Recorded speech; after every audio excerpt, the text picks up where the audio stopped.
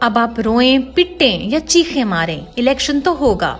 सदर आरिफ अलवी ने supreme court की तरफ से जारी करदा हुक्म के मुताबिक चीफ इलेक्शन कमिश्नर के साथ मुलाकात के बाद 8 फरवरी बरोज जुमेरात को इलेक्शन करवाने का ऐलान कर दिया। पीडीएम समेत तमाम जमातों को भागने के बजाय अब तहरीक इंसाफ की अवामी ताकत का सामना इलेक्शन के दिन करना ही पड़ेगा। अब ये और इनके दीगर मोहरे गैर कानूनी तरीके से मुल्क के इक़्तिदार पर मजीद काबिज नहीं रह सकेंगे। मुजरिम नवाज शरीफ को चंद मिनटों में गैर आईनी रिलीफ देने वाले जजेस इमरान खान की बारी बेंच से ही अलग हो जाते हैं। चेयरमैन तहरीक इंसाफ और साबिक वज़ीर आज़म इमरान खान की गैर कानूनी कैद को आज 88 रोज गुजर चुके हैं। इमरान खान 88 रोज से हकीकी आज़ादी के लिए जदोजहद करने के जुर्म में कैद हैं। यही वजह है कि उनके केसेस ना सुने जाते हैं, ना महफूज फैसले सुनाए जाते हैं और ना ही उनकी जमानत मंजूर की जाती है। जबकि दूसरी तरफ एक मुजरिम को बगैर सरेंडर किए अदालतें रिलीफ दे देती हैं, रियासत प्रोटोकॉल देती है। नाइंसाफी के इस खेल में इस्लामाबाद हाई कोर्ट और चीफ जस्टिस आमिर फारूक सबसे आगे हैं। आज भी इमरान खान के साइफर केस की इंट्रा कोर्ट अपील में आखिरी लम्हे बेंच टूट गया, जिसके बाद नया बेंच बनाया गया जिसने बगैर कोई फैसला सुनाए समाअत की।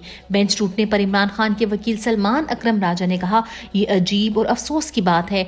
क्यों हाई कोर्ट का जज ये समझे कि वो इंसाफ नहीं कर सकता? ये पूरे निजाम के लिए अलमिया और सवालिया निशान है। इस्लामाबाद हाई कोर्ट में बेंच टूटने के बाद नए सिरे से साइफर केस की समाअत हुई। जस्टिस अरबाब ताहिर के बेंच से अलग होने के बाद साइफर केस की इंट्रा कोर्ट अपील पर नया बेंच बना, जिसके सामने दलाइल देते हुए चेयरमैन इमरान खान के वकील सलमान अकरम राजा ने कहा, जेल ट्रायल के दौरान जनरल पब्लिक, मुल्जिमान के अहले खाना और मीडिया को केस सुनने की रसाई नहीं।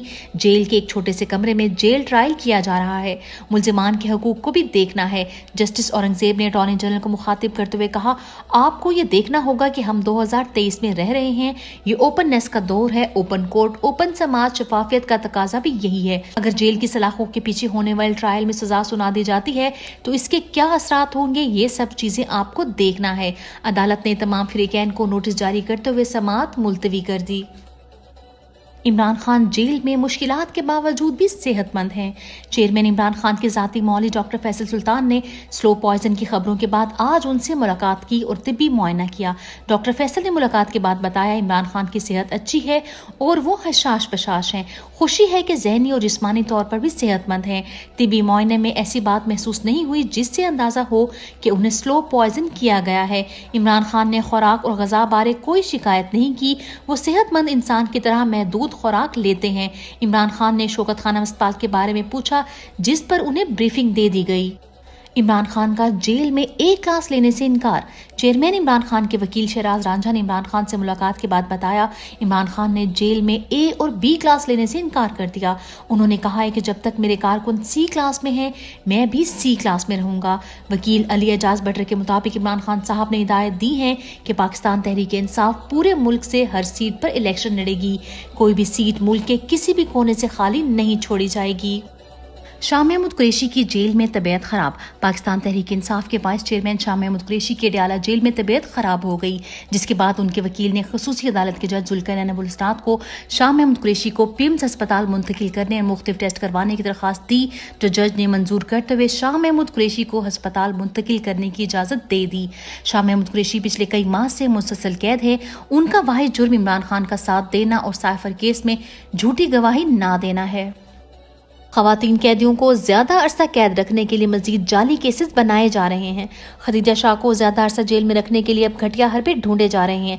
अब एक FIA का केस बनाया गया है जिसमें इल्जाम दर्ज किया गया है कि खातून खदीजा शाह ट्विटर पर प्रोफेसर खदीजा शाह अवामी तौर पर ऐसी ट्वीट्स करने में मुलविस पाई गई हैं जो मुआशरे में नफरत और इंतशार फैलाने वाली थी।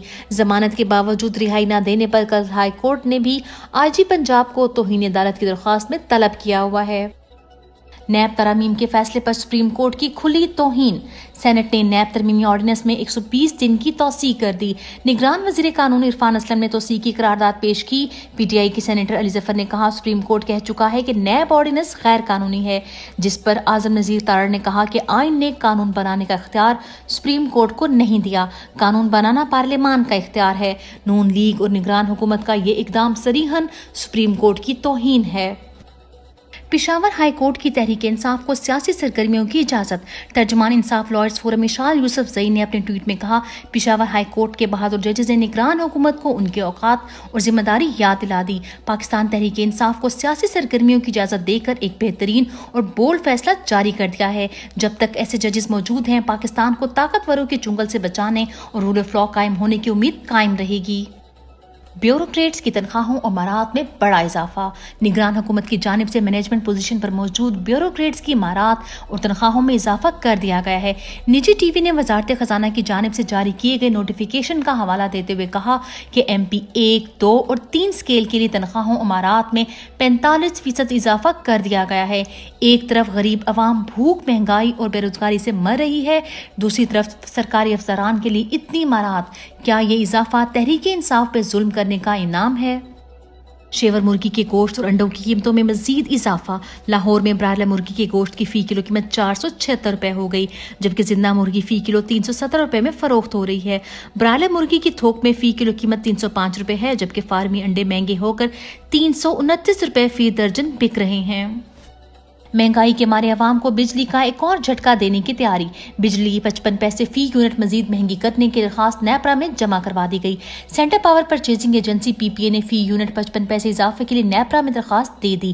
اضافے کی درخواست ستمبر کی فیول پرائس ایڈجسٹمنٹ کے مد میں دی گئی ہے۔